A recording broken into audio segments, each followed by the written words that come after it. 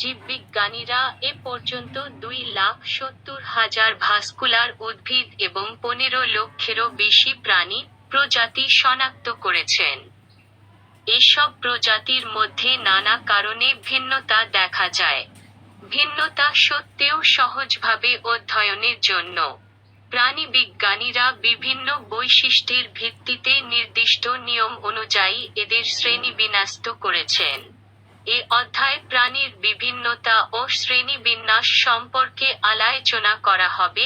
প্রাণীর বিভিন্ন বা প্রাণী বৈচিত্র্য, অ্যানিমেল ডাইভার্সিটি, পৃথিবীর সমস্ত জলচর, স্থলচর ও খেচর প্রাণীর মধ্যে যে জিনগত, প্রজাতিগত ও বাস্তুসংস্থানগত বিভিন্নতা দেখা যায় সেটিই হচ্ছে প্রাণীর বিভিন্নতা বা প্রাণীবৈচিত্র্য। দেহের গঠন, বসতি নির্বাচন প্রভৃতি থেকে শুরু করে চলন, খাদ্য গ্রহণ, প্রজনন, পরিযান, মাইগ্রেশন সহ আরও অনেক বিষয়ে প্রাণীদের বৈচিত্র্য সুস্পষ্ট।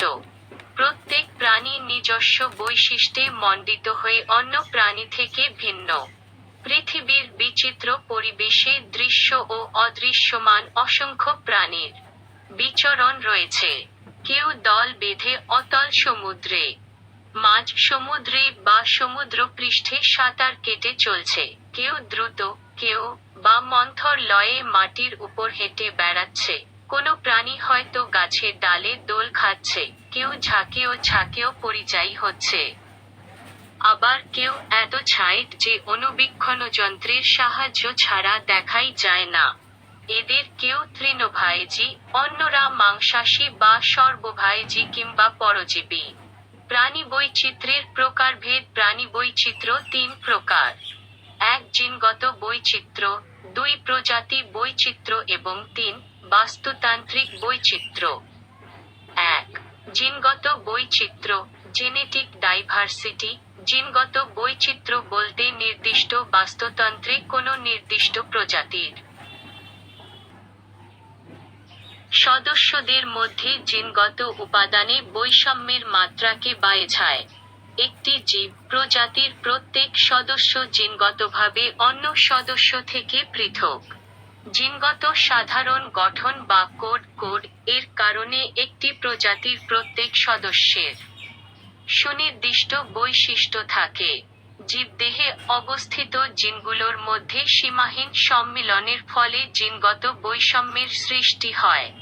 এ কারণে সকল মানুষ হোমো স্যাপিয়েন্স নামক প্রজাতির সদস্য হলেও একজন আফ্রিকান কৃষ্ণাঙ্গ ও অস্ট্রেলিয়ান শ্বেতাঙ্গ মানুষ দেহের আকৃতি, গায়ের ও চুলের রং ইত্যাদিতে পরস্পর থেকে সুস্পষ্ট পৃথক।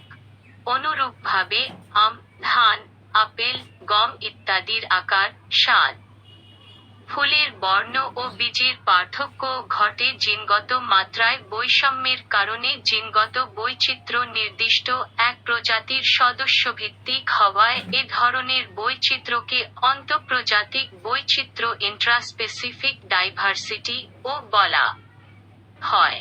কোনো প্রজাতির জিনগত বৈচিত্র্য বেশি হলে পরিবর্তনশীল পরিবেশে তার অভিযোজন ক্ষমতাও বেশি থাকে। কোনো প্রজাতির সকল সদস্যের যদি একই ধরনের জিন বেশি থাকে তাহলে সেই প্রজাতিকে কম জিনগত বৈচিত্র্য সম্পন্ন লো জেনেটিক ডাইভার্সিটি প্রজাতি বলে। এসব প্রজাতির সদস্যদের মধ্যে অন্তঃজননের ইনব্রিডলিং ফলে একই ধরনের কম জিনগত বৈচিত্র্য সম্পন্ন জনসংখ্যার সৃষ্টি হবে। জিনগুলো যদি মারাত্মক রায় ব্যাধির প্রতি সংবেদনশীল হয়ে থাকে তাহলে বংশপরম্পরায় এসব জিনের সঞ্চানে নির্দিষ্ট প্রজাতির জনসংখ্যা রায়গে ভুগে সামগ্রিকভাবে প্রজাতির অস্তিত্ব সংকট বাড়িয়ে তুলবে। এ কারণেই বলা হয়ে থাকে, কোনো প্রজাতির জিনগত বৈচিত্র্য বেশি হলে পরিবর্তনশীল পরিবেশে তার অভিযোজন ক্ষমতা বেশি থাকে, বিলুপ্তির আশঙ্কা কমে যায়। 2 প্রজাতি বৈচিত্র্য, স্পিসিস ডাইভার্সিটি। জীববৈচিত্র্যের মৌলিক ধাপ হচ্ছে প্রজাতি বৈচিত্র্য। বিভিন্ন প্রজাতির সংখ্যা যা একটি নির্দিষ্ট সময়ে ও অঞ্চলে একসঙ্গে বসবাস করে এবং একটি বাস্তুতান্ত্রিক সম্প্রদায় ইকোলজিক্যাল কমিউনিটি গড়ে তাইলে তাকে প্রজাতি বৈচিত্র্য বলে। প্রজাতি বৈচিত্র্যে ভাইরাস সহ পৃথিবীর সকল প্রজাতির জীব অন্তর্ভুক্ত। পৃথিবীর সবখানে একই ধরনের জীব বাস করে না, বরং কিছু অঞ্চলে নির্দিষ্ট প্রজাতির জনগোষ্ঠী পপুলেশন অন্যান্য জনগোষ্ঠী অপেক্ষা বেশি দেখা যায়। যেসব অঞ্চলে পুষ্টি এবং আবহাওয়াগত উপাদান সমৃদ্ধ, যেমন মাঝারি তাপমাত্রা, পর্যাপ্ত আলো ও বৃষ্টিপাত ইত্যাদি, সেসব অঞ্চলে জীববৈচিত্র্যের সমাহার থাকে অনেক বেশি। এ কারণে মরু ও মেরু অঞ্চলের চেয়ে গ্রীষ্মমণ্ডলীয় অঞ্চলে জীববৈচিত্র্যের মাত্রা বেশি। যে অঞ্চলে প্রজাতি বৈচিত্র্য বেশি, সে অঞ্চল সাধারণভাবে জীববৈচিত্র্যের হটস্পট, বায়োডিভার্সিটি হটস্পট হিসেবে পরিচিত। ৩. বাস্তুতান্ত্রিক বৈচিত্র্য ইকোসিস্টেম ডাইভার্সিটি। বাস্তুতন্ত্র হচ্ছে একটি জীবসম্প্রদায়ের বিভিন্ন প্রজাতি ও তাদের অজীবীয় ভৌত পরিবেশের মিথস্ক্রিয়ায় গড়ে ওঠা টেকসই পরিবেশ। প্রত্যেক বাস্তুতন্ত্র শক্তি ও পুষ্টি প্রবাহের মাধ্যমে সংযুক্ত থাকে। কোনো নির্দিষ্ট অঞ্চলে এক বা একাধিক বাস্তুতন্ত্র থাকতে পারে। অতএব বাস্তুতান্ত্রিক বৈচিত্র্য বলতে বিভিন্ন বাস্তুতন্ত্রের শক্তি প্রবাহ ও পুষ্টিচক্রের মাধ্যমে সংযুক্ত বিভিন্ন জীবসম্প্রদায়ভুক্ত প্রজাতির মধ্যে ভিন্নতাকে জিনগত ও প্রজাতি বৈচিত্র্য বোঝায়। পৃথিবীতে বিভিন্ন ধরনের বাস্তুতন্ত্র রয়েছে, যেমন তৃণভূমি, বনভূমি, মরুভূমি, জলাভূমি ইত্যাদি। প্রত্যেক বাস্তুতন্ত্রে রয়েছে নির্দিষ্ট ধরনের উদ্ভিদ, প্রাণী ও অণুজীবের সমাবেশ। স্থানীয় বাস্তুতন্ত্রে বিভিন্ন প্রজাতির উপস্থিতি এবং এদের মধ্যে গতিশীল মিথস্ক্রিয়ার এক জটিল নেটওয়ার্কের প্রতিনিধিত্ব করে বাস্তুতান্ত্রিক বৈচিত্র্য। এভাবে লক্ষ বছর ধরে একটি বাস্তুতন্ত্রে বিভিন্ন প্রজাতির পারস্পরিক ক্রিয়ার ফলে গড়ে ওঠে বাস্তুতান্ত্রিক বৈচিত্র্য। গ্রিক দার্শনিক অ্যারিস্টটল খ্রিস্টপূর্ব ৩৮৪-৩২২ সর্বপ্রথম প্রাণীদের এ ভিন্নতাকে লক্ষ্য করে প্রাণিবিদ্যাকে বিজ্ঞানের একটি স্বতন্ত্র শাখা হিসেবে গড়ে তুলতে উদ্যোগী হন। এর জন্য তাকে প্রাণিবিদ্যার জনক বলা হয়। তিনিই প্রথম প্রাণীর বৈশিষ্ট্যগত সাদৃশ্য ও বৈসাদৃশ্য বিবেচনা করে প্রাণীকুলকে শ্রেণীবিন্যস্ত করতে উদ্যোগী হন। যেমন, তিনি লাল রক্তযুক্ত মেরুদণ্ডী প্রাণীদের এনাইমা ও লাল রক্তবিহীন অমেরুদণ্ডী প্রাণীদের অ্যানাইমা নামে দুটি দলে ভাগ করেন। পরবর্তীতে এনাইমা কে প্রজনন প্রক্রিয়ার ওপর ভিত্তি করে ডিম্বজ, যারা ডিম পাড়ে, যেমন মাছ, উভচর, সরীসৃপ ও পাখি, এবং জরায়ুজ, যারা সন্তান প্রসব করে, যেমন স্তন্যপায়ী, এই রকম দুটি দলে ভাগ করা হয়। আবার অমেরুদণ্ডী অ্যানাইমা দলভুক্ত প্রাণীদেরকেও কোষের সংখ্যা, বাহ্যিক আকার, সিলোম ও পরিপাকতন্ত্রের উপস্থিতিসহ আরও নানান বৈশিষ্ট্যের ভিত্তিতে কয়েকটি পর্বে বিভক্ত করা হয়। প্রথম দিকে প্রাণীর এ ভিন্নতাকে বাহ্যিক বৈশিষ্ট্যের ভিত্তিতে দেখা হলেও পরবর্তীতে আরও নানা বিষয়, যেমন প্রাণীর বাসস্থান, জিনতত্ত্ব, কোষ ও টিস্যুতন্ত্র, ভ্রূণতত্ত্ব, অভ্যন্তরীণ অঙ্গসংস্থান ইত্যাদিও প্রাণীর ভিন্নতার কারণ হিসেবে পরিগণিত হয়। প্রাণীর শ্রেণীবিন্যাসের ভিত্তি, বেসিস অফ অ্যানিমেল ক্লাসিফিকেশন। প্রত্যেক প্রাণীরই নিজস্ব কতকগুলো বৈশিষ্ট্য বা লক্ষণ থাকে। এসব বৈশিষ্ট্য আকার, গঠন, দৈহিক প্রতিসাম্য, দেহের খণ্ডকায়ন, দেহগহ্বর, লিঙ্গ, জীবনচক্র প্রভৃতির মাধ্যমে প্রকাশিত হয়। শ্রেণীবিন্যাসের প্রয়োজনে প্রাণীদেহের এসব বৈশিষ্ট্যকে প্রাধান্য দেয়া হয়। প্রাণী শ্রেণীবিন্যাসের প্রধান ভিত্তিগুলো নিচে বর্ণনা করা হলো। ১. দেহের আকার, বডি শেপ। ক. আণুবীক্ষণিক প্রাণী, মাইক্রো অ্যানিমেল। এসব প্রাণী এত ক্ষুদ্র যে অণুবীক্ষণ যন্ত্র ছাড়া এদের দেখা যায় না। যেমন মাছের ফুলকার প্রাইটিস্টান জীবাণু ট্রিচোডিনা অ্যানাবেজি। খ. বৃহত্তর প্রাণী, মাইক্রো অ্যানিমেল।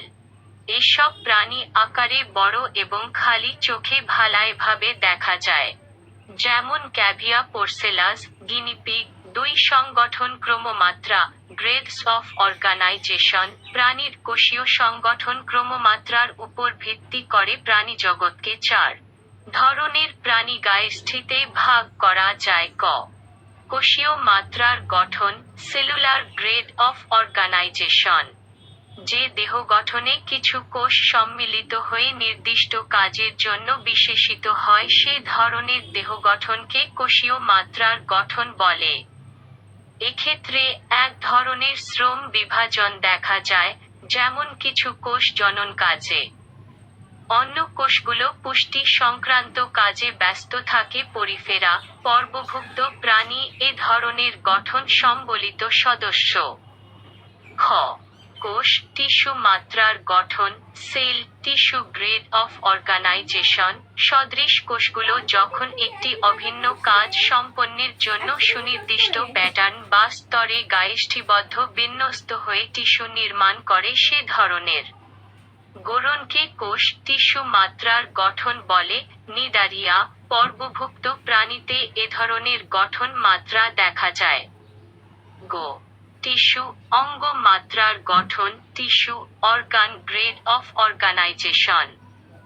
স্বাচ্ছন্দ্য জীবন যাপনের জন্য যখন একাধিক টিস্যু নির্মিত বিভিন্ন অঙ্গের সমাহার ঘটে তখন সেই গঠনকে টিস্যু অঙ্গ মাত্রার গঠন বলে। প্লাটিহেলমিনথেস পর্বভুক্ত প্রাণীদেহে এ গঠন মাত্রা সর্বপ্রথম আবির্ভূত হয়েছে।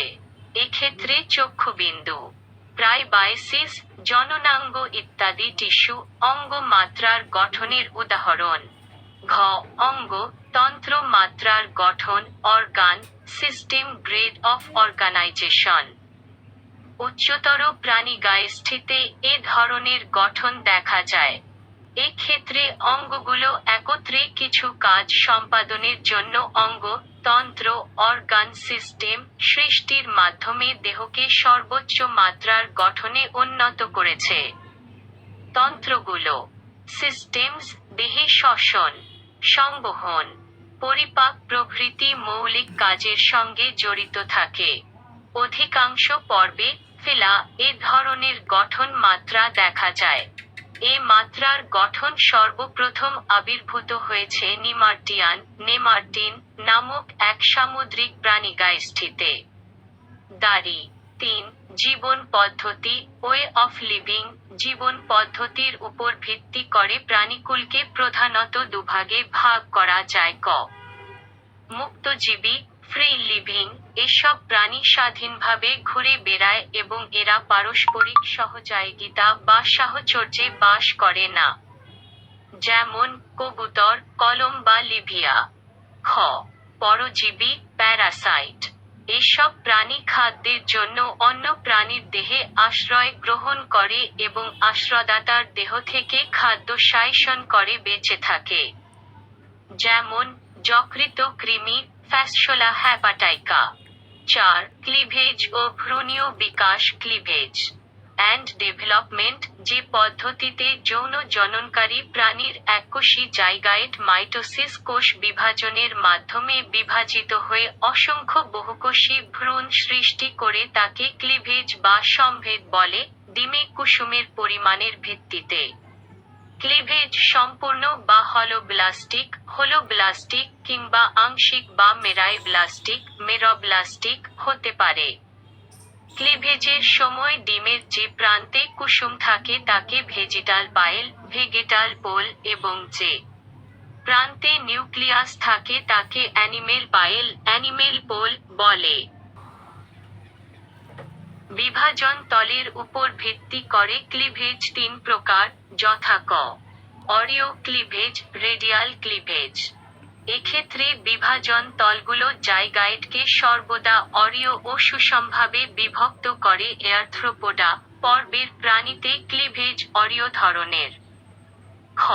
দ্বিপার্শ্বীয় ক্লিভেজ বিল্যাটারেল ক্লিভেজ।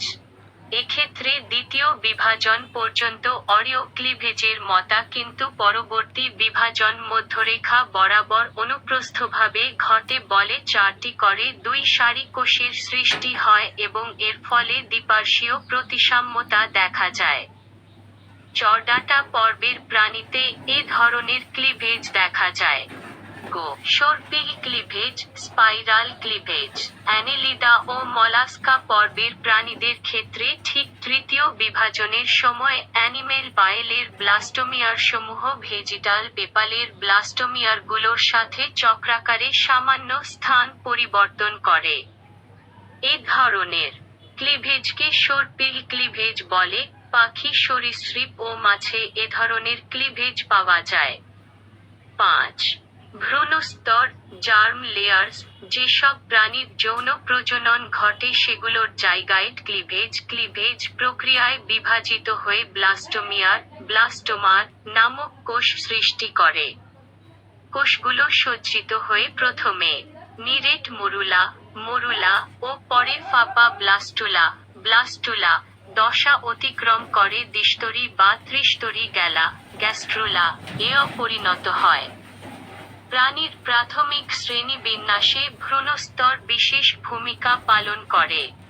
ভ্রূণস্তরের উপর ভিত্তি করে প্রাণীদের দুভাগে ভাগ করা হয়ে থাকে। ক. দ্বিস্তরী বা দ্বিভ্রূণস্তরী প্রাণী, ডিপ্লোব্লাস্টিক অ্যানিমেল।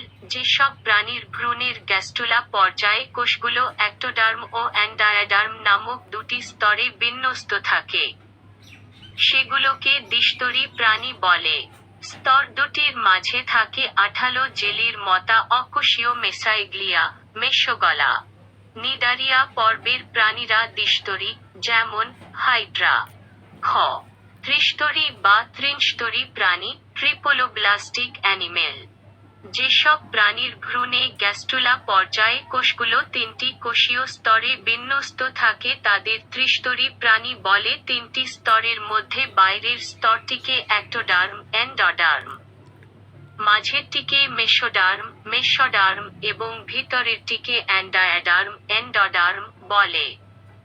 প্লাটিহেলমিনথেস, ফিতাকৃমি, তাইনিয়া সলিয়াম থেকে শুরু করে চরডাটা, মানুষ, হোমো স্যাপিয়েন্স পর্ব পর্যন্ত সকল প্রাণী ত্রিস্তরী। এই স্তরগুলো থেকে প্রাণীদেহের বিভিন্ন অঙ্গ প্রত্যঙ্গ সৃষ্টি হয়।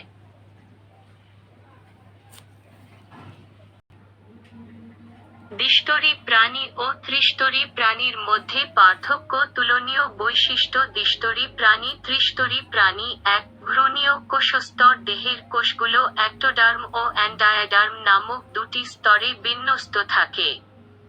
দেহে কোষগুলো অ্যাক্টোডার্ম, মেসোডার্ম, অ্যান্ডায়াডার্ম নামক 3টি স্তরে বিন্যস্ত থাকে। 2. মেসাইগ্লিয়া। অ্যাক্টোডার্ম ও অ্যান্ডায়াডার্মের মাঝখানে মেসাইগ্লিয়া নামক অকোষীয় স্তর থাকে, মেসাইগ্লিয়া নেই। 3. ভ্রূণস্তরের পরিণতি। কোষগুলো টিস্যু বা অঙ্গ গঠন করতে পারে না। ভ্রূণস্তরের কোষগুলো বিভিন্ন টিস্যু, অঙ্গ ও অঙ্গতন্ত্র গঠন করে। 4. নেমাটোসিস্ট। অনুপস্থিত। 5. পলিপ ও মেডুসা দশা। উভয় দশা বা একটি দশা থাকে। অনুপস্থিত। 6. দেহ গহ্বর। গ্যাস্ট্রোভাস্কুলার গহ্বর বা সিলোম। 6. প্রতিসাম্য, সিমমেট্রি। প্রতিসাম্য বলতে প্রাণীদেহের মধ্যরেখায় তলের দুপাশে সদৃশ বা সমান আকৃতিবিশিষ্ট অংশের অবস্থানকে বোঝায়। যেসব প্রাণীর দেহকে কোনো না কোনো অক্ষ বা তল বরাবর সমান অংশে ভাগ করা যায় সেসব প্রাণীকে প্রতিসম প্রাণী, সিমমেট্রিক্যাল অ্যানিমেল বলে।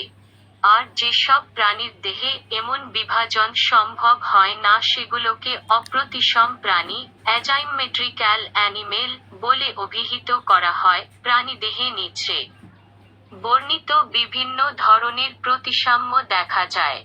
ক. গায়েলীয় প্রতিসাম্য, স্ফিয়ারিক্যাল সিমমেট্রি, একটি গায়লোককে যেভাবে কেন্দ্রের মধ্য দিয়ে অতিক্রান্ত যে কোনো তল বরাবর সদৃশ বা সমান অংশে ভাগ করা যায়, তেমনিভাবে কোনো প্রাণীদেহে যদি ভাগ করা যায়, তখন তাকে গায়েলীয় প্রতিসাম্য বলে, যেমন ভলভক্স রেডিওলারিয়া হেলিওজো প্রভৃতি এককোষী প্রায়টিষ্ঠান জীব। খ. অরীয় প্রতিসাম্য, রেডিয়াল সিমমেট্রি, কোনো প্রাণীর দেহকে যদি কেন্দ্রীয় লম্ব অক্ষ বরাবর কেটে সদৃশ দুইয়ের বেশি সংখ্যক অর্ধাংশে ভাগ করা যায়, তখন সে ধরনের প্রতিসাম্যকে অরীয় প্রতিসাম্য বলে। Hydra, jellyfish, Aurelia, sea anemone, Metridium ও সম্পর্কিত গায়েষ্ঠীভুক্ত প্রাণী যাদের অনুলম্ব অক্ষের এক প্রান্তে মুখ অবস্থিত, সে সব প্রাণীতে অরীয় প্রতিসাম্য দেখা যায়। গো. দ্বিঅরীয় প্রতিসাম্য, বিরাডায়াল সিমমেট্রি, কোনো প্রাণীদেহে যখন কোনো অঙ্গের সংখ্যা একটি কিংবা একজোড়া হওয়ায় অনুদৈর্ঘ্য অক্ষ বরাবর শুধু দুটি তল পরস্পরের সমকোণে অতিক্রম করতে পারে, ফলে ওই প্রাণীদেহ চারটি সদৃশ অংশে বিভক্ত হতে পারে। এ ধরনের প্রতিসাম্য হচ্ছে দ্বিঅরীয় প্রতিসাম্য। সিটিয়েনোফোরা, টিনোফোরা, পর্বভুক্ত প্রাণীর দেহ, যেমন সিওলপ্লানা, মৌলিকভাবে অরীয় প্রতিসম হলেও দুটি কোষিকা থাকায় এগুলো দ্বিঅরীয় প্রতিসম প্রাণী। ঘ. দ্বিপার্শ্বীয় প্রতিসাম্য, বিল্যাটারেল সিমমেট্রি, যখন কোনো প্রাণীর দেহকে কেন্দ্রীয় অক্ষ বরাবর শুধু একবার ডান ও বাম পাশে, অর্থাৎ স্যাজিটাল তল দুটি সদৃশ অংশে ভাগ করা যায়, তখন তাকে দ্বিপার্শ্বীয় প্রতিসাম্য বলে, যেমন প্রজাপতি, পিয়ারিস ব্রাসিকাই, ব্যাং, ফিজারভারিয়া আসমতি, মানুষ, হোমো স্যাপিয়েন্স প্রভৃতি। অং. অপ্রতিসাম্য, অ্যাজাইমেট্রি, যখন কোনো প্রাণীর দেহকে অক্ষ বা দেহতল বরাবর ছেদ করলে একবারও দুটি সদৃশ অংশে ভাগ করা যায় না, তখন তাকে অপ্রতিসাম্য বলে। উদাহরণ: স্পঞ্জ, ক্লিওনা সেলাতা, আপেল শামুক, পিলা গ্লোবোসা ইত্যাদি। 7. খণ্ডকায়ন, মেটামেরিজম অর সেগমেন্টেশন, কোনো প্রাণীর দেহ যদি লম্বালম্বী অক্ষ বরাবর একই রকম খণ্ডাংশের পুনরাবৃত্তির মাধ্যমে গঠিত হয়, তখন এ অবস্থাকে খণ্ডকায়ন বা মেটামেরিজম বলে। প্রতিটি খণ্ডককে বলা হয় মেটামিয়ার, মেটাটিএমিয়ার বা সোমাইট। বিভিন্ন ধরনের খণ্ডকায়ন বিশিষ্ট প্রাণী হতে পারে, যেমন ক. সমখণ্ডকায়ন বিশিষ্ট, হোমোনোমাস মেটেইমিয়ার, যে সব প্রাণীর দেহখণ্ডকগুলো সদৃশ বা একই ধরনের হয়, সেসব প্রাণীকে সমখণ্ডকায়ন বিশিষ্ট বলে। উদাহরণ: কেঁচোর খণ্ডকায়ন। খ. অসমখণ্ডকায়ন বিশিষ্ট, হেটারোনোমাস মেটামিয়ার, যে সব প্রাণীর দেহখণ্ডকগুলো অসম বা ভিন্ন ধরনের হয়, সেসব প্রাণীকে অসম খণ্ডকায়ন বিশিষ্ট বলে। উদাহরণ: পতঙ্গের খণ্ডকায়ন। গো. খণ্ডকায়নবিহীন, অ্যাসেগমেন্টাল, এ ধরনের প্রাণীতে কোনো খণ্ডকায়ন নেই। উদাহরণ: সমুদ্রতারা, ঝিনুক ইত্যাদি। 8. অঞ্চলায়ন বা ট্যাগমেটাইজেশন, আর্থ্রোপোডা পর্বের প্রাণীদেহ বাহ্যিকভাবে খণ্ডায়িত হলেও অধিকাংশ ক্ষেত্রেই খণ্ডকগুলো সুস্পষ্ট নয়, বরং এক্ষেত্রে কিছু খণ্ডক একত্রে মিলিত হয়ে দেহে সুনির্দিষ্ট কয়েকটি অঞ্চল সৃষ্টি করে। প্রতিটি অঞ্চলকে ট্যাগমেটা বলে। আর্থ্রোপয়েডের দেহ খণ্ডকগুলোর এমন অঞ্চলীকরণকে বলে অঞ্চলায়ন। আর্থ্রোপোডা র শ্রেণীবিন্যাসে অঞ্চলায়নের গুরুত্ব দেয়া হয়। 9. প্রান্তিকতা, পোলারিটি, দ্বিপার্শ্বীয় প্রতিসম প্রাণীর দেহের যে প্রান্তে মুখ থাকে তাকে মাথা ও তার বিপরীত প্রান্তকে পাউ বা লেজ প্রান্ত বলা হয়। এরকমভাবে যেকোনো প্রাণীর দেহের দুই প্রান্তের গঠনের ভিন্নতাই প্রান্তিকতা নামে পরিচিত। সাধারণত প্রাণীদেহের প্রান্তিকতা 5 ধরনের। ক. সম্মুখ প্রান্ত, অ্যান্টারিয়ার এন্ড, দেহের যে প্রান্তে মাথা থাকে। খ. পশ্চাৎ প্রান্ত, পোস্টারিয়ার এন্ড, মাথার বিপরীত প্রাপ্ত। গ. পৃষ্ঠীয় প্রান্ত, ডরসাল এন্ড, দেহের উপরের দিকের তল। ঘ. অঙ্কীয় প্রান্ত, ভেন্ট্রাল এন্ড, দেহের নিচের দিকের তল। অং. পার্শ্বীয় প্রান্ত, ল্যাটারেল এন্ড, দেহের দুই পাশের তল। 10 তল প্লেনস প্রতিসম প্রাণীতে দৈহিক তল শ্রেণীকরণের একটি গুরুত্বপূর্ণ ভিত্তি। যে অঞ্চল বরাবর প্রাণীদেহের ডান ও বাম বা অনুদৈর্ঘ্য ও অনুপ্রস্থ বা সম্মুখ ও পশ্চাৎ অঞ্চল বরাবর দুভাগে ভাগ করা যায়, তাকে তল বলে। প্রাণীদেহে সাধারণত 3 ধরনের তল দেখা যায়। ক. মধ্যরেখীয় তল, মেডিয়ান অর স্যাজিটাল প্লেন, যে তল দিয়ে কেন্দ্রীয়, পৃষ্ঠীয় ও অঙ্কীয় অক্ষ বরাবর দেহকে পার্শ্বীয়ভাবে সদৃশ ডান ও বাম অর্ধাংশে ভাগ করা যায়, তাকে মধ্যরেখীয় তল বলে। খ. সম্মুখ তল, ফ্রন্টাল প্লেন, যে তল দিয়ে লম্বা লম্বি অক্ষ বরাবর দেহকে পৃষ্ঠীয় ও অঙ্কীয় এ দুটি অংশে ভাগ করা যায়, তাকে সম্মুখ তল বলে। গ. অনুপ্রস্থ তল, ট্রান্সভার্স প্লেন, যে তল দিয়ে দেহের মধ্যরেখীয় তলের সমকোণ বরাবর দেহকে সম্মুখ ও পশ্চাৎ অর্ধাংশে ভাগ করা যায়, তাকে অনুপ্রস্থ তল বলে। 11. সিলোম, কোলম, ত্রিস্তরী প্রাণীর ভ্রূণীয় পরিস্ফুটনের সময় মেসোডার্ম স্তর থেকে সৃষ্ট যে গহ্বর মেসোডার্মাল কোষে নির্মিত পেরিটোনিয়াম, পারিটোনিয়াম নামক ঝিল্লিতে আবৃত থাকে তাকে সিলোম বলে। এ সংজ্ঞা অনুযায়ী দেহাভ্যন্তরীণ সব গহ্বরই সিলোম নয়, বরং সিলোম ছাড়াও বিভিন্ন ধরনের গহ্বর দেহের অভ্যন্তরে উপস্থিত। সিলোমের উপস্থিতির ভিত্তিতে প্রাণীদের নিম্নোক্ত গাইষ্ঠীভুক্ত করা হয়।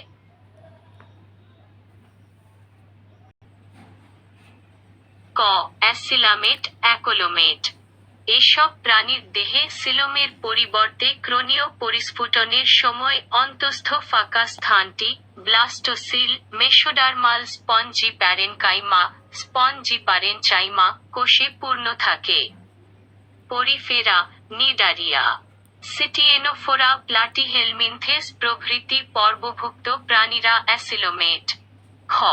অ্যাডাইসিলোমেট, পিএসাডকোলোমেট বা অপ্রকৃত সিলোমেট। এসব প্রাণীও সিলোমবিহীন, তবে জনীয় পরিস্ফুটনের সময় অন্তঃস্থ ফাঁকা স্থানটিকে, ব্লাস্টোসিল, ঘিরে কখনো কখনো মেসোডার্মাল কোষস্তর অবস্থান করে। কিন্তু কোষগুলো কখনো পূর্ণ কোষস্তর বি পেরিটোনিয়াম সৃষ্টি করে ব্লাস্টোসিলকে সম্পূর্ণ বেষ্টন করে না। নেমেটোডা, রোতিফেরা, কিনোরিনচা প্রভৃতি পর্বভুক্ত প্রাণীরা সাউডোসিলোমেট। গো. ইউসিলোমেট, ইয়াকসেলনমেট বা প্রকৃত সিলেমেট।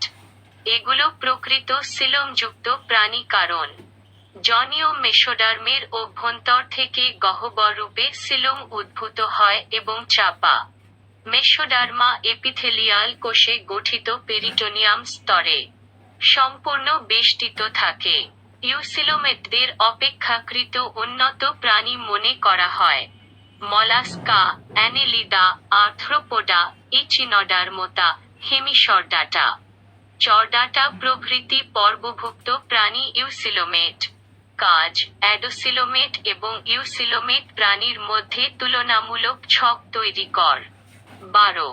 নটোকোড, নোটোকর্ড, ক্রোনাবস্থা বা আজীবন দেহের পৃষ্ঠ, মধ্যরেখা বরাবর অবস্থিত কিছুটা নমনীয়, স্থিতিস্থাপক ও ছিদ্রযুক্ত টিস্যুর দণ্ডকে নটোকোড বলে। নটোকোডের উপর ভিত্তি করে প্রাণীজগৎকে দুভাগে ভাগ করা হয়েছে। ক. নন কর্ডেট, নন চর্ডেট, এদের দেহে কখনোই নটোকোড থাকে না, যেমন কেঁচো, ঘাসফড়িং ইত্যাদি। খ. কর্ডেট, চর্ডেট, এসব প্রাণীর দেহে আজীবন বা শুধু ভ্রূণ অবস্থায় নটোকোড থাকে, যেমন অ্যাসিডিয়া ব্যাঙ, সাপ, মানুষ ইত্যাদি। 13 পৌষ্টিকনালী আলিমেন্টারি ক্যানেল পৌষ্টিকনালীর উপস্থিতি ও অনুপস্থিতির উপর ভিত্তি করে প্রাণীদের দুভাগে ভাগ করা যায়। ক প্যারাজোয়া প্যারাজো যেসব প্রাণীর দেহে কোনো নির্দিষ্ট পৌষ্টিকনালী বা গহ্বর থাকে না সেগুলোকে প্যারাজোয়া বলে। উদাহরণ পরিফেরা পর্বভুক্ত প্রাণী। খ এন্টেরাইজোয়া এন্টারোজো যেসব প্রাণীর দেহে নির্দিষ্ট পৌষ্টিকনালী বা গহ্বর থাকে সেগুলোকে এন্টেরাইজোয়া বলে। উদাহরণ নিডারিয়া থেকে চরডাটা পর্ব পর্যন্ত সকল প্রাণী। শ্রেণীবিন্যাসের নীতি প্রিন্সিপলস অফ অ্যানিমেল ক্লাসিফিকেশন শ্রেণীবিন্যাস একটি সুসংঘবদ্ধ বিজ্ঞান। খুঁটিনাটি অনেক নীতি মেনে শ্রেণীবিন্যাস সম্পন্ন করতে হয়। নিচে প্রধান নীতিগুলোর সংক্ষিপ্ত ব্যাখ্যা দেয়া হলো। 1. শ্রেণীবদ্ধগত বৈশিষ্ট্য ট্যাক্সোনমিক ক্যারেক্টার নির্ধারণ। একটি ট্যাক্সন সদস্যের যে বৈশিষ্ট্য অন্য ট্যাক্সন শ্রেণীবদ্ধগত এক তাকে পৃথক করতে পারে বা পৃথক করার সম্ভাবনা দেখাতে পারে সেটি ওই ট্যাক্সনের শ্রেণীবদ্ধগত বৈশিষ্ট্য। আধুনিক গবেষণায় শ্রেণীবদ্ধগত বৈশিষ্ট্য বলতে ট্যাক্সন সদস্যদের অঙ্গসংস্থানিক রাসায়নিক শারীরবৃত্তিক জিনগত জননগত বা বাস্তুসংস্থানিক বৈশিষ্ট্যকে বোঝায়। শ্রেণীবিন্যাসের সময় প্রত্যেক ধাপে অন্তর্ভুক্ত ট্যাক্সনের শনাক্তকারী শ্রেণীবদ্ধগত বৈশিষ্ট্যাবলীর উল্লেখ করতে হয়। 2. শনাক্তকরণ আইডেন্টিফিকেশন শ্রেণীবদ্ধগত বৈশিষ্ট্যের আলোকে পর্যবেক্ষণে থাকা কোনো ট্যাক্সন সদস্য পরিচিত বা আগে বর্ণিত হয়েছে এমন হতে পারে কিংবা অপরিচিত হতে পারে। তার অর্থ এই নয় যে এটি একটি নতুন ট্যাক্সন। এভাবে শ্রেণীকরণের উদ্দেশ্যে সংগৃহীত যে কোনো নমুনা নির্দিষ্ট পদ্ধতি অনুসরণ করে সম্পর্কযুক্ত অন্যান্য প্রাণীর প্রকাশিত বর্ণনার সাথে তুলনামূলক আলোচনা সাপেক্ষে ক্যাটাগরিকরণ সম্পন্ন করতে হবে। 3. ক্যাটাগরিকরণ বা র্যাঙ্কভুক্তি ক্যাটাগরাইজেশন অর র্যাঙ্কিং যেসব প্রাণী বা প্রাণীগোষ্ঠীকে শ্রেণীবিন্যাসের উদ্দেশ্যে বিভিন্ন ধাপ অর্থাৎ ক্যাটাগরি বা র্যাঙ্ক এর অন্তর্ভুক্ত করা হয় সে সব প্রাণীগোষ্ঠীকে ট্যাক্সন ট্যাক্সন বহুবচনে ট্যাক্সা বলে। ট্যাক্সন হচ্ছে শ্রেণীবদ্ধগত একক ট্যাক্সোনমিক ইউনিট। অর্থাৎ শ্রেণীবিন্যাসে ব্যবহৃত প্রতিটি ক্যাটাগরিভুক্ত ব্ল্যাঙ্কভুক্ত প্রাণীর জনগোষ্ঠী বা জনগোষ্ঠীবর্গকে একটি ট্যাক্সন বলে। যেমন অ্যানিমেলিয়া চরডাটা মামালিয়া প্রাইমেটস হোমিনিডাই হোমো স্যাপিয়েন্স একটি ট্যাক্সন। বিবর্তনিকভাবে সম্পর্কিত এবং অভিন্ন বৈশিষ্ট্যাবলী বহনকারী প্রাণীগুলো ট্যাক্সন কে একটি শ্রেণীবদ্ধগত ক্যাটাগরিতে অন্তর্ভুক্ত করা হয়। শ্রেণীবিন্যাসের আবশ্যিক ম্যান্ডেটরি ধাপ র্যাঙ্ক বা ক্যাটাগরি হচ্ছে 7টি, যথা kingdom, phylum, class, order, family, genus ও স্পিসিস। বিভিন্ন চারিত্রিক বৈশিষ্ট্যসম্পন্ন নতুন প্রাণী আবিষ্কার হওয়ায় পরবর্তীতে প্রাণীর সংখ্যা দ্রুত বেড়ে যাওয়ার কারণে ওই 7টি স্তরের শ্রেণীবিন্যাস অসম্ভব হয়ে পড়ে। এ অসুবিধা দূর করতে প্রাণীবিজ্ঞানীরা উপরের 7টি মূল্যধারার সাথে সুপার, অধি, সাব, উপ, ইনফ্রা ইত্যাদি নতুন স্তর যুক্ত করেন। তবে এগুলো আবশ্যিক ধাপ নয়। প্রজাতি স্পিসিস শ্রেণীবিন্যাসের মূল বা ভিত্তি একক হচ্ছে প্রজাতি। আর্নস্ট মায়ের 1969 এর মতে প্রাকৃতিক পরিবেশে কোনো জীবগোষ্ঠী যদি নিজেদের মধ্যে যৌন মিলন ঘটিয়ে জননক্ষম সন্তান উৎপাদনে সক্ষম হয় কিন্তু অন্য কোনো গোষ্ঠীর সাথে প্রজননগতভাবে বিচ্ছিন্ন বা আলাদা থাকে তখন ওই ধরনের জীবগোষ্ঠীকে প্রজাতি বলে। যেমন পৃথিবীর সকল মানুষ। বানর, ব্যাঙ, আম, কাঁঠাল গাছ এক একটি প্রজাতির অন্তর্গত। আই category, rank, taxon, kingdom, Animalia, phylum, Chordata, class, Mammalia, order, Primates, family, Hominidae, genus, Homo, species, Homo sapiens, চিত্র, হাইরা, কেঁচো, কাঁকড়া, পতঙ্গ, মাছ, ব্যাঙ, টিকটিকি, পাখি, ইঁদুর, শিয়াল, হাতি, জিরাফ, চিকা, মার্মোসেট, বানর, হনুমান, আদিমানুষ, আধুনিক মানুষ। 1.10 প্রাণীজগতে মানুষের শ্রেণীবিন্যাসগত অবস্থান, সিস্টেমেটিক পজিশন। গণ, জেনাস, পরস্পর সাদৃশ্যযুক্ত একাধিক প্রজাতির সমন্বয়ে গঠিত একককে গণ বলে। গায়ত্র, ফ্যামিলি, পরস্পর সাদৃশ্যযুক্ত এক বা একাধিক গণ মিলে গঠিত হয় একটি গায়ত্র। বর্গ, অর্ডার, পরস্পর সাদৃশ্যযুক্ত এক বা একাধিক গায়ত্র মিলে একটি বর্গ গঠন করে। শ্রেণী, ক্লাস, পরস্পর সম্পর্কযুক্ত এক বা একাধিক বর্গ নিয়ে গঠিত একককে শ্রেণী বলে। পর্ব, ফিলাম, কয়েকটি সাদৃশ্যপূর্ণ শ্রেণী নিয়ে গঠিত একককে বলা হয় পর্ব। রাজ্য, কিংডম, এটি প্রাণী শ্রেণীবিন্যাসের সার্বজনীন স্তর।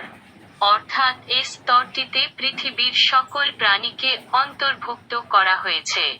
4. নামকরণ, নরমেনকালচার, কোনো বিশেষ প্রাণী বা প্রাণীগোষ্ঠীর নির্দিষ্ট নামে শনাক্তকরণের পদ্ধতিকে বলা হয় নামকরণ।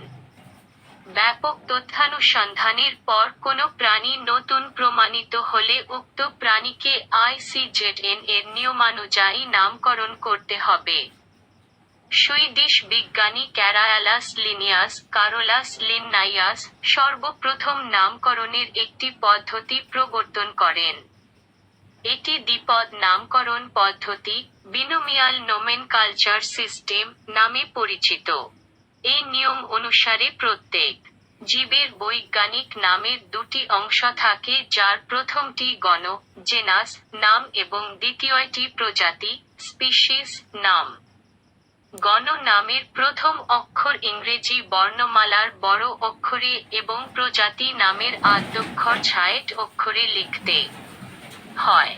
এভাবে দুটি ল্যাটিন বা রূপান্তরিত ল্যাটিন শব্দ দিয়ে প্রাণীর নামকরণের পদ্ধতিকে দ্বিপদ নামকরণ, বিনোমিয়াল নোমেনকালচার বলে। অনেক সময় একটি প্রজাতির সদস্যদের মধ্যে বেশ কিছু উল্লেখযোগ্য অঙ্গসংস্থানিক পার্থক্য দেখা যায়। সেসব সদস্যকে ওই নির্দিষ্ট প্রজাতির উপপ্রজাতি, সাবস্পিসিস হিসেবে গণ্য করা হয়। তখন গণ ও প্রজাতি সমন্বিত দ্বিপদ নামটি উপপ্রজাতিসহ ত্রিপদ, ট্রাইনোমিয়াল নামে পরিচিত হয়। এভাবে উপপ্রজাতিসহ কোনো প্রাণীর নামকরণকে ত্রিপদ নামকরণ, ট্রাইনোমিনাল নোমেনকালচার বলে। যেমন, ইউরোপিয়ান চড়ুই পাখির বৈজ্ঞানিক নাম প্যাসিড ডোমেস্টিকাস, কিন্তু নীলনদ এলাকার চড়ুই পাখির বৈজ্ঞানিক নাম প্যাসিড ডোমেস্টিকাস এনাইলটিকুজ। পাখি বিজ্ঞানী স্লেজেল 1844 সর্বপ্রথম ত্রিপদ নামকরণ পদ্ধতির প্রচলন করেন এবং এটি ICZN কর্তৃক স্বীকৃত পদ্ধতি। কোনো জীবের নামকরণ পদ্ধতি অত্যন্ত জটিল এবং তা কতকগুলো নিয়ম মেনে সমাধান করা হয়। প্রাণীর নামকরণের নিয়মগুলো প্রাণী নামকরণের আন্তর্জাতিক সংস্থা International Commission on zoological nomenclature ICZN প্রণয়ন করে থাকে এবং নিয়মগুলো international code on zoological nomenclature এ লিপিবদ্ধ করা হয়। নিচে নামকরণের প্রধান নিয়মাবলী উল্লেখ করা হলো। প্রত্যেক প্রাণীর একটি বৈজ্ঞানিক নাম থাকবে এবং এ নামের দুটি অংশ থাকবে। একে দ্বিপদ নামকরণ বলা হবে। দ্বিপদ নামের প্রথম অংশটি ওই জীবের গণ নাম ও দ্বিতীয় অংশটি প্রজাতি নামের নির্দেশক।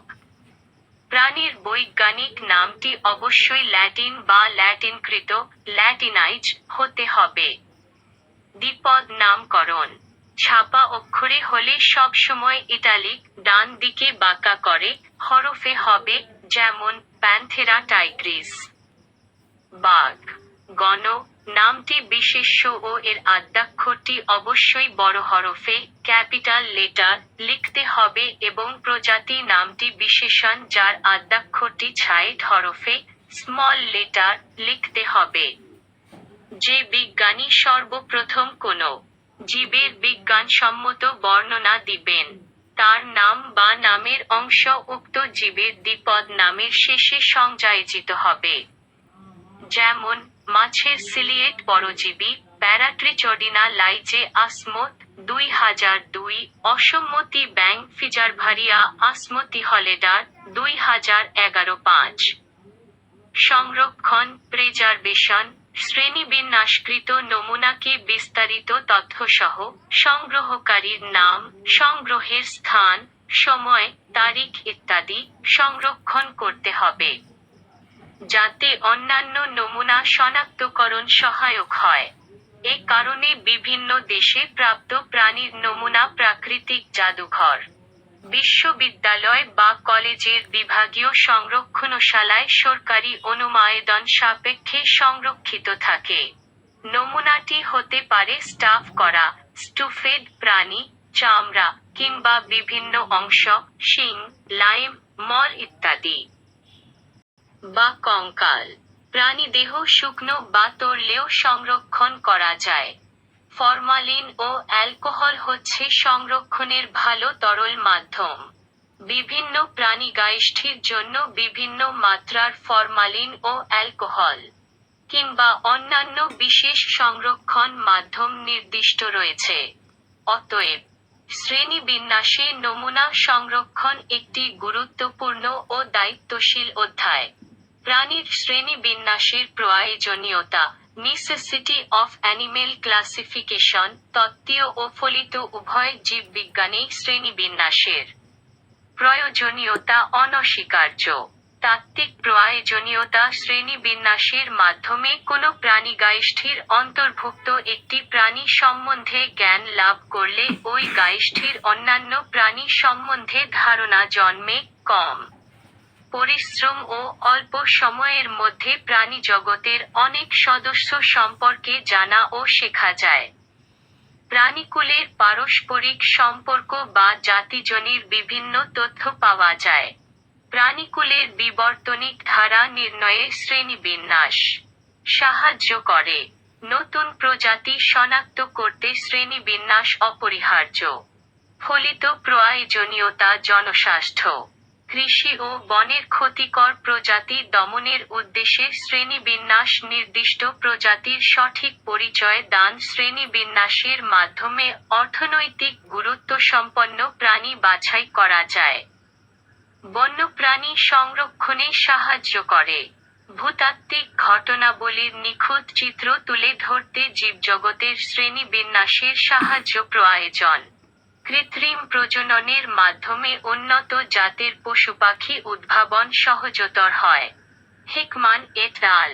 2014 অনুসরণে প্রাণীজগতের শ্রেণীবিন্যাস প্রাণীজগতের পর্বগুলোকে সাধারণভাবে প্রধান পর্ব, মেজর ফিলা, এবং গৌণ পূর্ব, মাইনর ফিলা, এর রকম দুটি দলে বিভক্ত করা হয়ে থাকে।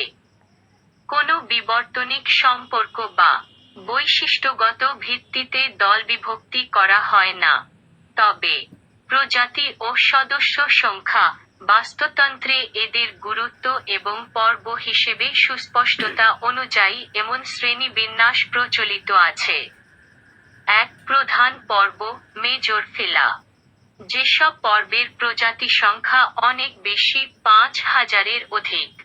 প্রজাতির সদস্যরা বাস্তুতন্ত্রের গুরুত্বপূর্ণ ভূমিকা পালন করে এবং সুস্পষ্টভাবে পর্ব হিসেবে পৃথক সত্তার অধিকারী সে সব পর্বকেই প্রধান মুখ্য পর্ব অর্থাৎ মেজর ফিলা হিসেবে অভিহিত করা হয়ে থাকে।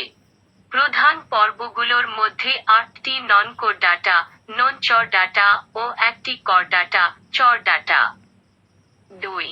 গৌণ পর্ব, মাইনর ফিলা, যেসব পর্বের প্রজাতি সংখ্যা নগণ্য। প্রজাতির বাস্তুতান্ত্রিক গুরুত্ব নেই বললেই চলে, এবং শ্রেণীবিন্যাসগত অবস্থান অস্পষ্ট অথবা বিতর্কিত শেষ সব পর্বই গৌণ পর্ব অর্থাৎ মাইনর ফিলা হিসেবে স্বীকৃত। উদাহরণ: প্লেসিওজো, সিটিয়েনোফোরা ইত্যাদি পর্ব। হিকমান এট আল. 2014 রচিত ইন্টিগ্রেটেড প্রিন্সিপলস অফ জুলজি পুস্তকের বর্ণনায় প্রাণীজগতের 33টি পর্বের মধ্যে প্রধান বা মেজর পর্বের সংখ্যা হল 9টি। এর 8টি নন-কোর্ডাটা ও 1টি কর্ডাটা পর্ব। বাকি পর্বগুলো গৌণ বা মাইনর পর্ব। নিচে 9টি প্রধান পর্বের নাম উল্লেখ করা হল: phylum 1 PORIFERA, phylum 2 Cnidaria, phylum 3 Platyhelminthes, phylum 4 NEMATODA, phylum -5 Mollusca, phylum 6 ANNELIDA, phylum -7 ARTHROPODA, phylum -8 ECHINODERMATA, phylum -9 CHORDATA।